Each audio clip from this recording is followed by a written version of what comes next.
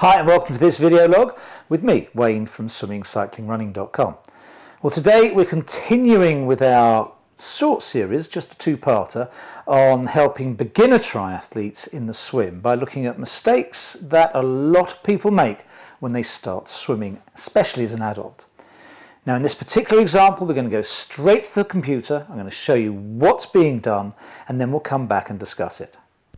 So here we have a perfect example of someone doing things just in the wrong way, just producing force in the wrong direction. You can see something happening here. You might not know why or what. So we'll just slow it down. You can see that left arm's pushing straight down and the right arm's pushing down mostly. So as he comes close, we'll just slow it down again. So effectively, we want to produce force backwards so that we can travel forwards. Newton's first law of motion, every action has an equal and opposite reaction, but let's see where he produces force. It's now coming down, then we can go back a little bit, but it's sideways and then out. And the left arm, if you look at its position, with a real hook in the elbow, we're actually going to push completely down. You can see that even the hand is pushing towards the bottom of the pool. Perfectly understandable, because what he's actually trying to do is get his head out the water. But we don't want to get our head out the water in swimming. What we want to do is we want to push backwards so that we can go forwards. But even when he gets his arm extended, it's circular motion, which is pushing him sideways and then backwards. So there's very little forward motion in that stroke.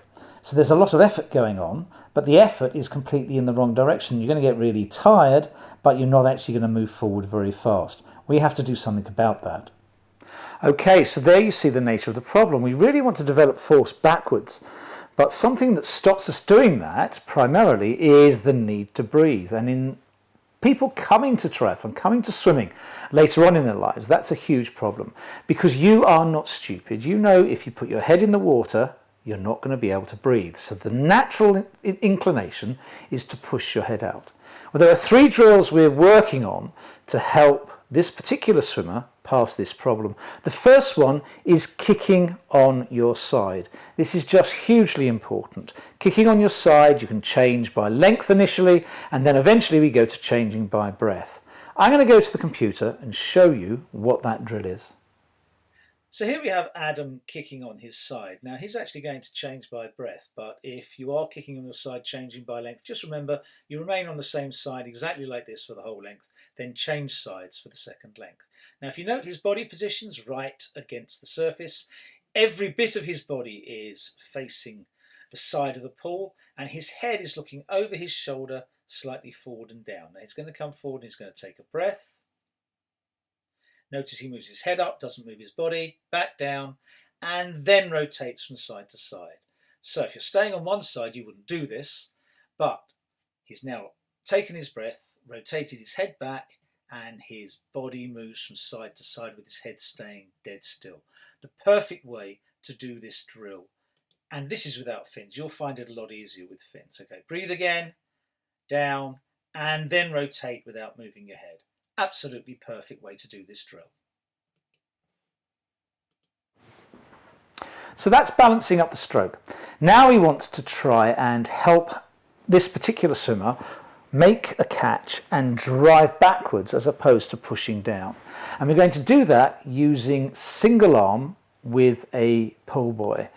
Again, we're going to go to the computer and we're going to show you good examples of this so that you can potentially match that with your training when you go to the pool. So this is another drill, single arm using a pull buoy in the other arm. Now this is a good drill, but with all drills you can actually have errors creep in. Now these two exponents of the stroke are doing it really nicely. They're rotating to both sides, which is hugely important. You can see that rotation one way then the other. Let's roll that again, one way then the other. So it's forward rotate, forward rotate, forward rotate. And that rotation forward is hugely important to extend the reach of the arms. You can see that rotation lets the breath get taken, and then that rotation really extends the stroke and allows you to move into that beautiful catch position, and then you drive back. You can see the swimmer on the other side's rotated and maximised their reach into the catch position and drives through. So this is a hugely important drill, only if you keep that rotation going. If you don't keep that rotation going, it is actually detrimental to your stroke. Now the third drill we use for this particular swimmer is catch up. And catch up is something that we don't do when we swim necessarily, although we can. You'll actually move forward quite well doing catch up. But it's a good drill to use to progress to normal swimming, because we flatten ourselves, get a catch, then move on. I'm going to again just use an example that I've used before to show you exactly how this particular drill should be done, and then we'll go back to the pool and see what Adam's doing. Catch up should be done with one hand on the surface, the other hand joining it at shoulder width. Grab the catch, drive back, there. Catch, back, there. From the side, catch, there, catch, there. It doesn't matter if you want to breathe both sides, depending on how fast you do that stroke. But we really want the shoulder width arms and a catch before we drive through.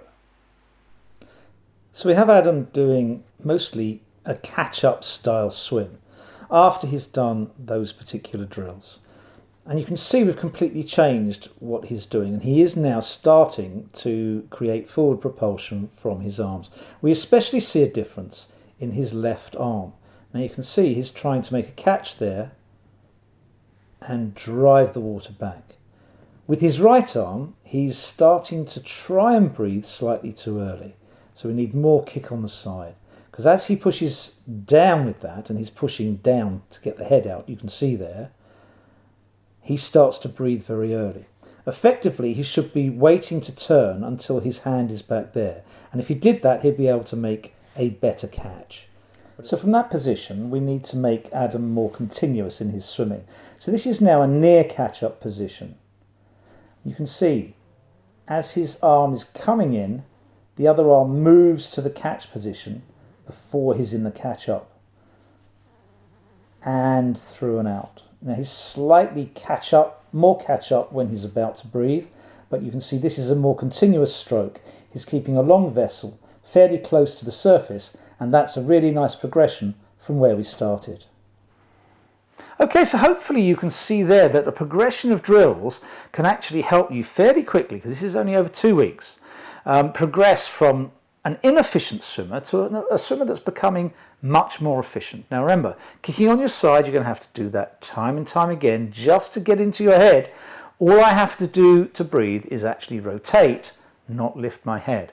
Once you've got that, then single arm with pull buoy gets that catch position and drives back.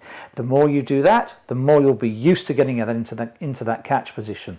And then a properly done catch up, where you really do concentrate on the next catch and the next catch. Every single stroke will just re-emphasize the fact that when you're swimming as a full stroke, you still emphasize that catch. And hopefully this particular swimmer will be really ready when he attacks the sprint distance at Dorney Lake at the end of the season. Okay, that's it for this week. Hopefully you've enjoyed that. Hopefully it's been useful. If it is, just leave a comment below. If you've liked it, give us a like. And if you're not subscribed, why not subscribe? You'll get lots of new videos and notice when we put them up. All right, thanks very much. Enjoy your training. Enjoy your racing. See you next week.